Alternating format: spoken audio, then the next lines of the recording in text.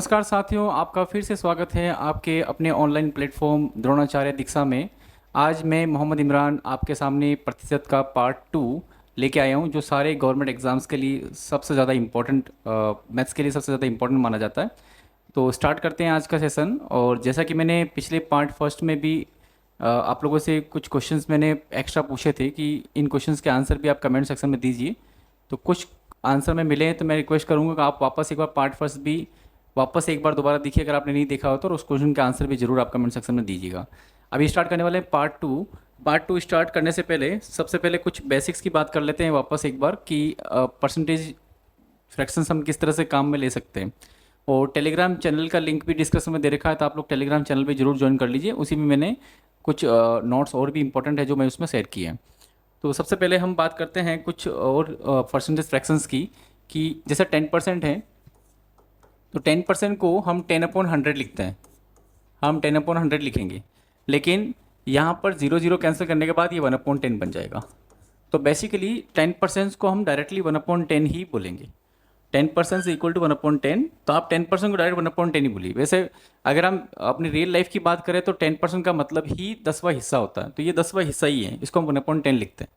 तो उसी तरह से अगर मान लीजिए मुझे 20% की फ्रैक्शन वैल्यू चाहिए, तो उस दिन भी हमने बहुत ज़्यादा इसको काम में लिया था, तो 20/100 कट करने के बाद 1/5 है। आपको इन फ्रैक्शंस को आपको डायरेक्टली याद रखना है, तभी हम किसी भी क्वेश्चन को देख के बता सकते हैं कौन सी फ्रैक्शंस में यूज़ होगी।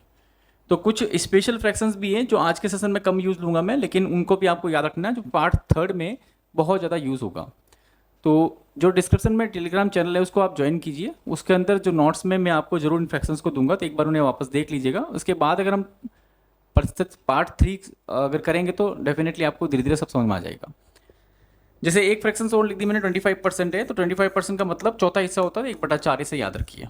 उसके बाद में अगर मान लीजिए मैंने लिखा 14 2/7%, 14 से 2/7% है, तो उसकी फ्रैक्शन होती है 1/7। तो आपको ये फ्रैक्शंस याद रखनी, इन्हीं फ्रैक्शंस की सहायता से हम जल्दी इन क्वेश्चंस को डील करना सीखेंगे।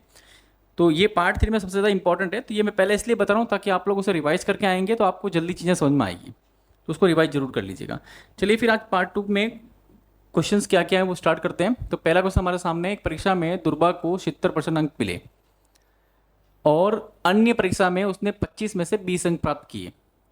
उसके बाद यदि उसका कुल प्राप्तांक 78% है तो पहली परीक्षा में अधिकतम अंक क्या थे। अब इस क्वेश्चन में भी कई स्टूडेंट्स को दिक्कत ये आती है कि क्वेश्चंस समझ में ढंग से नहीं आ पा रहा है, क्योंकि क्वेश्चंस की लैंग्वेज जो है वो हमें अच्छे से पता नहीं चल पा रही है कि करना कैसे है। यहाँ 70% दे रखे हैं पहली परीक्षा में, दूसरी परीक्षा में 25 में से 20 अंक दे रखे हैं, परसेंटेज दे रखा है, और फिर बोला यदि कुल प्राप्तांक 78% है, कुल प्राप्तांक 78% है। बस हमें कैलकुलेशन नहीं समझ में नहीं आ रही है इसको किस तरह से हमें डील करना है। तो इसके लिए बेस्ट तरीका मैं आपको बताऊंगा कि उस दिन भी मैंने आपको इस टाइप का क्वेश्चन दिया था, और मैंने आपको बोला था कि जब भी चीज़ें मिक्स की जाती है, यहाँ पर इस दुर्बा के 2 परीक्षा के प्राप्तांकों को मिक्स किया गया और मिक्स करके 78 बनाया गया। इसलिए मैं यहाँ पर प्रेफर ये करूँगा कि आप इसको एलिगेशन से सॉल्व करें, जिससे जल्दी सॉल्व हो जाएगा। एलिगेशन कैसे लगाते हैं, ये हमारी पहली परीक्षा है इसकी और ये दूसरी परीक्षा है, ठीक है, पहली परीक्षा और दूसरी परीक्षा है। तो इन परीक्षाओं के मार्क्स नीचे लिख देता हूँ। पहली परीक्षा में 70% आए, अब दूसरी परीक्षा में उसके 20 नंबर आए हैं 25 में से, ठीक है, लेकिन ये परसेंटेज में नहीं है, तो पहले आपको इसको परसेंटेज में कन्वर्ट करना पड़ेगा। तो परसेंटेज में कन्वर्ट करने के लिए इंटू 100 करेंगे, 25 से कट गया 4 बार, 80% इसका आंसर आ गया। तो जो दूसरी परीक्षा है ना 80%, वो मैंने यहाँ लिख दिया। अब इन 2 परीक्षाओं को जब उसने मिक्स किया तो हमारे पास में टोटल मार्क्स 78% आ चुका, जो मैं बीच में लिखूंगा बस। अब एलिगेशन लगा लीजिए, काम आसान है बिल्कुल, ठीक है। तो हम एलिगेशन लगाए, यहाँ पे कितना आएगा, माइनस करो, 78 में से 70 चले गए तो 8, फिर यहाँ 80 में से 78 चले गए तो 2, इसको कट कर लो, 2 एकम 2, 2 चौक 8। इसका मतलब 1 और 4, 1 और 4 का मतलब पहली परीक्षा 1 नंबर की थी, दूसरी परीक्षा 4 नंबर की थी। इसका मतलब ये हुआ नंबर आए नहीं, number out of 80%, out of कितने में से आए वो बात हो रही है। तो पहली परीक्षा 1 नंबर की थी तो दूसरी परीक्षा 4 नंबर की थी। अगर पहली परीक्षा 2 नंबर की करूंगा तो दूसरी परीक्षा 8 नंबर की हो जाएगी, ठीक है। इसी टाइप से ये आगे से आगे चलता जाता है। अगर ये 10 नंबर की है तो 40 की होगी, ये 100 नंबर की है तो ये 400 की होगी। अब इन दोनों परीक्षाओं में मुझे कौन सी परीक्षा का प्राप्तांक पता है, पूर्णांक पता है, दूसरी परीक्षा के पूर्णांक पता है, मतलब ये वाले पूर्णांक मुझे पता है। तो बस अब यहाँ पे क्या करना है, अगर 4 की वैल्यू 25 है यानी हम कह रहे हैं 4 की वैल्यू 25 है, तो आप डायरेक्टली तो बता नहीं पाओगे, लेकिन थोड़ा सोचिए कि 4 को किस नंबर से गुणा करें कि 25 बन जाए। उसी नंबर से यहाँ गुणा करके आप आराम से पता लगा सकते हैं कि बताओ यहाँ पर कितने नंबर आएंगे, मुझे ये तो नंबर पता करना है। तो इसके लिए हम क्या करेंगे, 4 का भाग 25 में लगा दो, 6.25 आएगा। 6.25 को हम फैक्टर कहते हैं। तो बस यहाँ पर भी 6.25 से गुणा करेंगे, तो एक को 6.25 से गुणा करने पर 6.25 हमारा आंसर आ जाएगा, जो कि ऑप्शन बी होगा। तो इस तरह से बड़े आसान तरीके से इन क्वेश्चंस का आंसर हम एलिगेशन के थ्रू निकाल सकते हैं। ये कैलकुलेशन थोड़ी सी हार्ड इसलिए हुई क्योंकि यहाँ पे नंबर जो है ये मल्टीपल्स में नहीं है। अगर मान लो यहाँ पे 5 आते तो आप झट से आंसर देते, 5 का 25 बनाना तो 5 गुना करना है, तो इधर भी 5 हो जाता। अगर यहाँ पे नंबर कोई भी ऐसा होता 12.5 होता, 12.5 का डबल कर लिया 25 हो गया, तो यहाँ पर भी डबल करके 2 कर लेते हैं, है ना। तो ये नंबर मल्टीपल्स में नहीं है, थोड़ा सा ये इशू रह सकता है, ये थोड़ी कैलकुलेशन रिक्वायर कर रहा है। बाकी अदरवाइज क्वेश्चंस काफ़ी आसान है और मेथड काफ़ी अच्छा है। एलिगेशन से चीज़ें जल्दी आसान होगी। अदरवाइज इस क्वेश्चन को आप कोई दूसरे मेथड से करोगे या आप गूगल लेंस में जाकर इसको क्रॉप करके आप देख लीजिए, कई मेथड्स आपको मिल जाएंगे जो काफ़ी डिफिकल्ट मेथड होंगे। तो एलिगेशन मेथड काफ़ी अच्छा मेथड है इसके लिए। तो उम्मीद करता हूँ ये क्लियरली आपको समझ में आ चुका होगा। बढ़ते हैं नेक्स्ट क्वेश्चन की तरफ। नेक्स्ट क्वेश्चन हमारे पास है, परीक्षा में उत्तीर्ण होने के लिए आवश्यक न्यूनतम अंकों का प्रतिशत 38% है। ठीक है, पहली बात तो ये है कि ये न्यूनतम पासिंग मार्क्स है। यदि अधिकतम अंक 750 है, मतलब 750 टोटल नंबर है हमारे, ठीक है, उनमें से कितने नंबर 38% वाला पास है। किसी विद्यार्थी को परीक्षा में उत्तीर्ण करने के लिए कितने अंकों की आवश्यकता है। तो ये तो सिंपल सा क्वेश्चन हो गया। मतलब क्वेश्चंस को देखो, आरआरबी ग्रुप डी के अंदर इतने इजी क्वेश्चंस भी पूछे जा सकते हैं। मतलब ऐसा नहीं है कि परसेंटेज के हर टाइप के हार्ड क्वेश्चन ही पूछे जाते हैं। पिछले वाला क्वेश्चन भी आरआरबी का था, ये भी आरआरबी का था, तो ऐसा नहीं, जरूरी नहीं है कि क्वेश्चंस में कुछ हार्डनेस हो। कई क्वेश्चंस ऐसे होते हैं जो ईजी होते हैं। और 20 या 25 क्वेश्चन अगर पूछे जा रहे हैं, 25 क्वेश्चन में से मान के चलो 15-16 क्वेश्चन ऐसे होंगे जो बहुत ईजी होते हैं। लेकिन स्टूडेंट्स मैथ्स के डर की वजह से ना तो मैथ्स पढ़ने में ध्यान देते हैं और ना क्वेश्चन डील करते हैं उन चीज़ों को। तो ये काफ़ी आसान क्वेश्चन है। तो इसमें क्या पूछा है कि 38% उसका पासिंग मार्क्स है, ठीक है, और अधिकतम अंक कितना है 750 है। तो इसका मतलब आपको 750 का 38% निकालना, वही तो आपके न्यूनतम अंकों के उत्तीर्ण होने के लिए नंबर आ जाएंगे, पासिंग मार्क्स आ जाएंगे बस। अब इसको सॉल्व करने के लिए वैसे 38/100 करके कर सकते हैं, लेकिन मैं यहाँ पे मैंने आपको पहले ही बताया था मैं इस तरह की चीज़ें प्रेफर नहीं करता हूँ। मैं क्या कहता हूँ, मैं ये कहना चाहूँगा कि यहाँ पर आप जीरो को इधर लाओ और परसेंटेज को इधर ले जाओ। अगर आपको 75% की फ्रैक्शन वैल्यू याद है तो आप ऐसा काम करोगे तो जल्दी समझ में आएगा।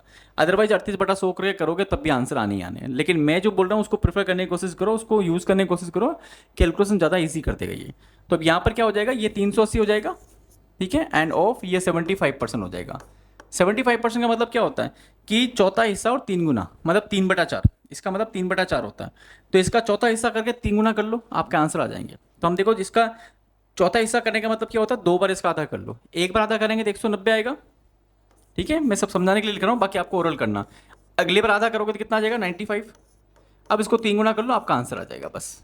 तो यूनिट डिजिट 5 कौन सा है, ऑप्शन ए में इसका आंसर है। आगे आंसर पूरा कैलकुलेशन करने की जरूरत नहीं है क्योंकि हमें यूनिट डिजिट से पता चल गया आंसर कितना आएगा। ये चीज़ यहाँ भी पॉसिबल थी लेकिन थोड़ा कम पॉसिबल थी, क्योंकि यहाँ यूनिट डिजिट लेके बैठे थे 5/40 जीरो आ रहा है, पर जीरो वाला कोई आंसर होता, ऑप्शन होता तो आप वो टिक कर देते। इसलिए थोड़ा सा ईजी कर दो इसको, उसके बाद करो तो हो जाएगा। 3 5 से 15, 1 3 28, तो 285 ऑप्शन ए इसका करेक्ट आंसर है। हालांकि इसको ऐसे भी सॉल्व करोगे तो कोई दिक्कत की बात नहीं है। 38/100 इंटू 750, फिर 0 से 0 कैंसिल करोगे, उसके बाद फिर वही 5 से 2 बार, 5 से 15 बार, फिर 2 से करोगे 19 बार, फिर 19 को आप 15 से गुणा करोगे तब भी आपके आंसर आ जाएंगे। लेकिन मैं आपको ये सजेस्ट करता हूँ कि आप इसको इस मेथड से ना करके मैंने जो आपको बताया उसी मेथड से डील करने की कोशिश करो, जल्दी आंसर आएंगे। और प्रैक्टिस अगर आपने अच्छी की तो आप हर चीज़ को आराम से कर पाते हो।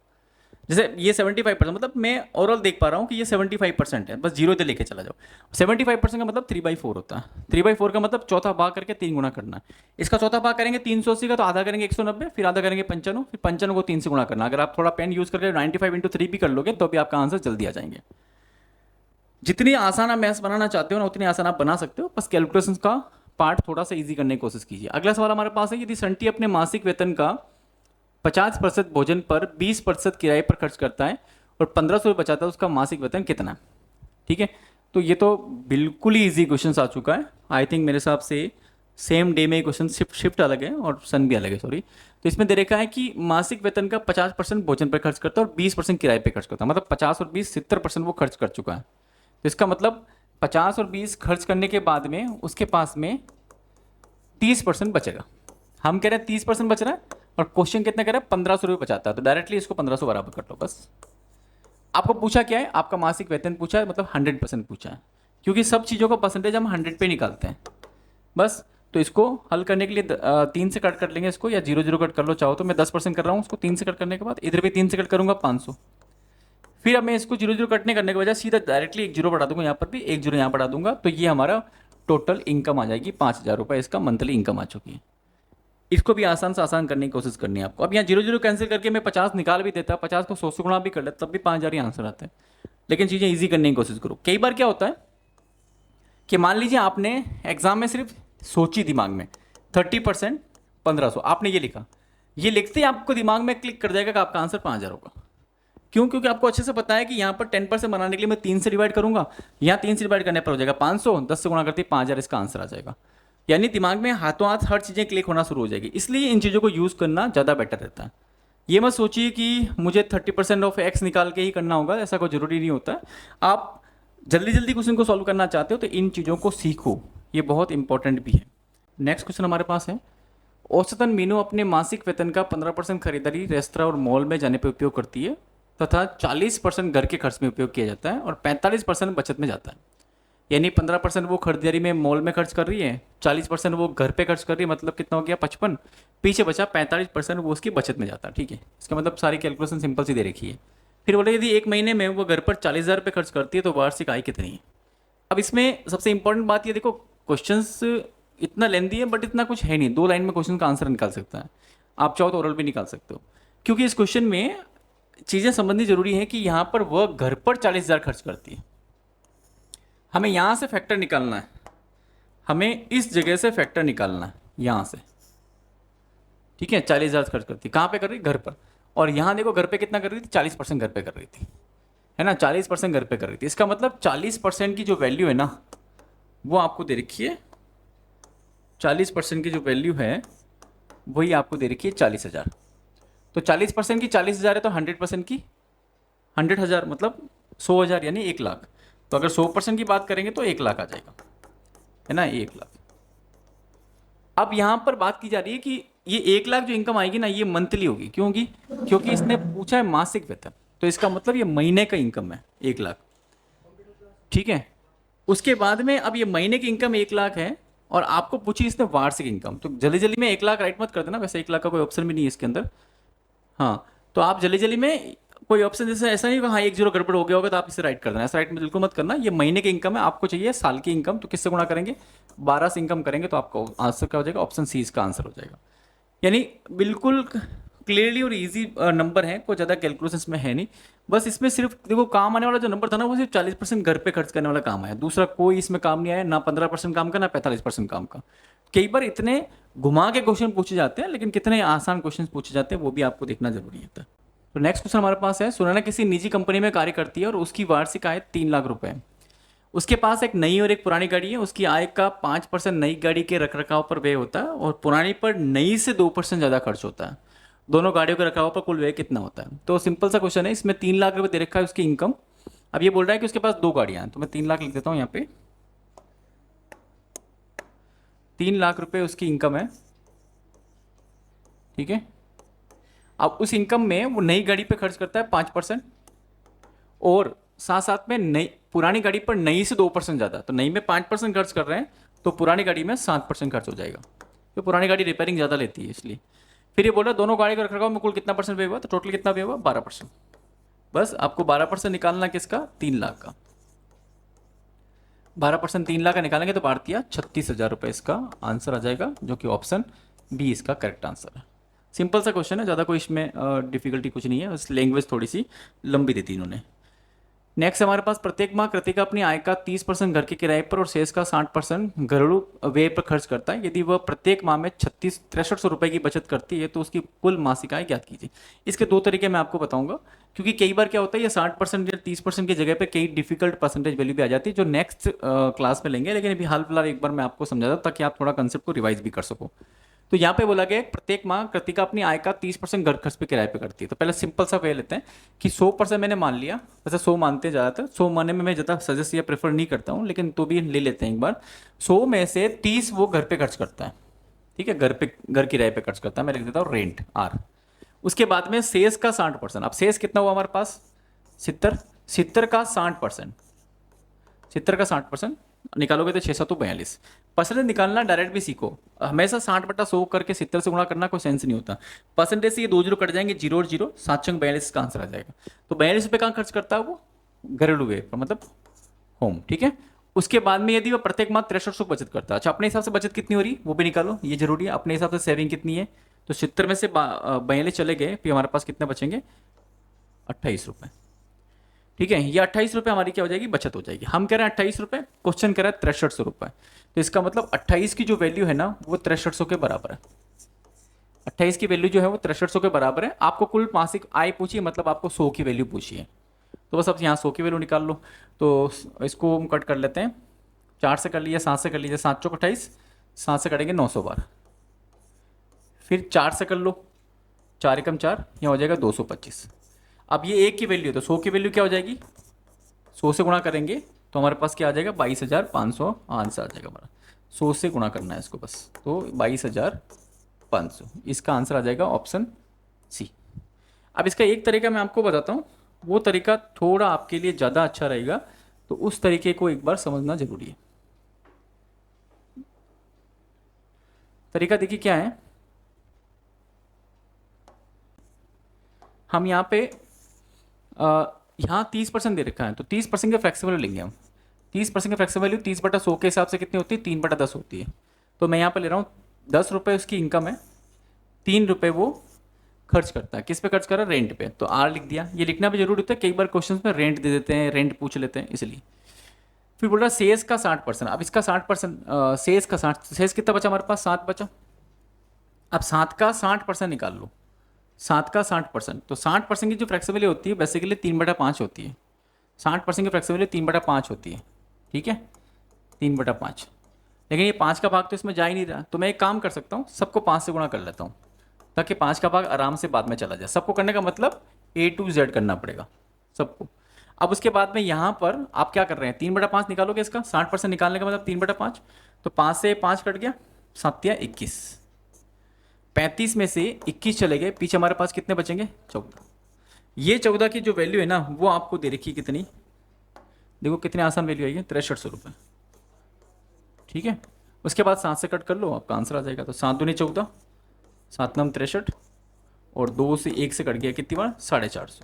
ये 450 1 की वैल्यू है। मुझे यहाँ पे कितनी वैल्यू पूछी? 50 की वैल्यू पूछी, तो 50 से यहाँ गुणा कर लेंगे, 50 से यहाँ गुणा कर लेंगे, तो आपका आंसर आ जाएगा 22,500 रुपये।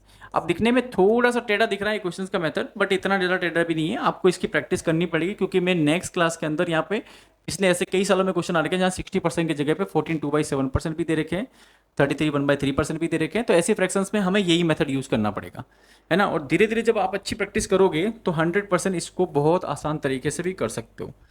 22,500, ठीक है। तो नेक्स्ट बढ़ते हैं अगले क्वेश्चन की तरफ। मीनाक्षी अपने मासिक वेतन का औसतन 10% खरीदारी, रेस्तरां, मॉल जाने में खर्च करती है। शेष 80% उसके घरेलू खर्चों पे करती है और 10% की बचत होती है। मासिक घरेलू व्यय, ये भी क्वेश्चन वही टाइप का क्वेश्चन है जो अभी थोड़ी देर पहले मैंने करवाया। तो इस क्वेश्चन का आंसर आप कमेंट सेक्शन में जरूर दीजिएगा, ये आपका होमवर्क का क्वेश्चन है, सेम क्वेश्चन है। तो इस क्वेश्चन में क्या होगा? सुमन एक कृषि भूमि की मालकिन है, उसने एक तृतीय पक्ष को 5 वर्ष के लिए पट्टे पर दिया, ठीक है। उसने कृषि भूमि को जो 5 वर्ष के लिए रेंट पर दे दिया उसको। अब रेंट पर देने के बाद उसे क्या मिल रहा है? इस पट्टे से आय के अलावा प्रतिवर्ष 6 लाख का वेतन भी पाती है। मतलब उस पट्टे को देने के बाद में उसे कुछ आय भी होती है एंड प्लस उसे वेतन भी मिलता है। अच्छा, वेतन मिल रहा है कितना उसे? 6 लाख रुपए प्रतिवर्ष मिल रहा है। तो मैंने यहाँ लिख दिया 6 लाख रुपए प्रतिवर्ष, ठीक है, पर ईयर, ये वेतन दे रखा है। फिर ये बोल रहा है 5 वर्ष में कृषि भूमि से प्राप्त कुल आय, यानी ये वाली आय की बात हो रही है, वो भी 5 साल की आय की बात हो रही है।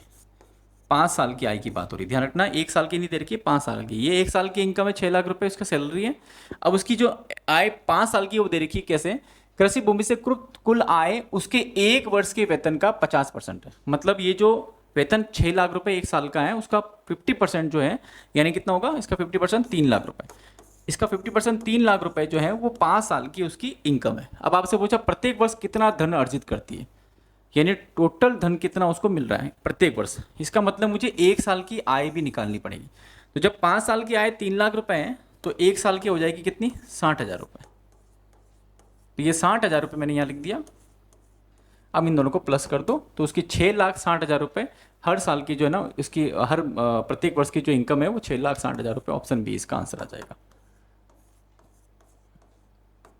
क्वेश्चन थोड़ा घुमा के दिया है इसने, बाकी काफ़ी अच्छी तरह से क्वेश्चन है। आप लोग 2-3 बार इसको अच्छे से बार बार प्रैक्टिस करोगे तो समझ में भी आ जाएगा। तो आज के लिए सिर्फ इतना ही करेंगे। इसके बाद पार्ट 3 जो मैं अपलोड करूँगा, तो उसके लिए पहले आप उसे वॉच करने से पहले जो PDF या जो इमेज, जो परसेंटेज और फ्रैक्शन वाली इमेज है, वो मैं टेलीग्राम चैनल पर डाल दूंगा, आप उसे ज़रूर देखिएगा। और इस यूट्यूब चैनल को ज़्यादा से ज़्यादा आप शेयर कीजिए, सब्सक्राइब नहीं किया तो सब्सक्राइब भी कीजिए और लाइक करना ना भूलिए। Thank you very much.